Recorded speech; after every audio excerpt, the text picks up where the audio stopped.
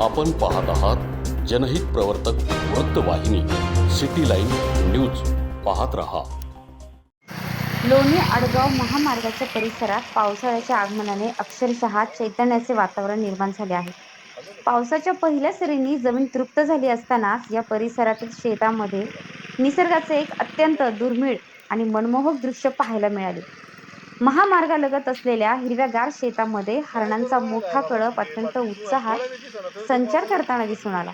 विशेष म्हणजे या हरणांच्या कळपात काळ्या रंगाचा देखणा काळवीट देखील मुक्तपणे वावरताना पाहून परिसरातील प्रवास करणाऱ्या नागरिकांचे डोळे दिपून गेले.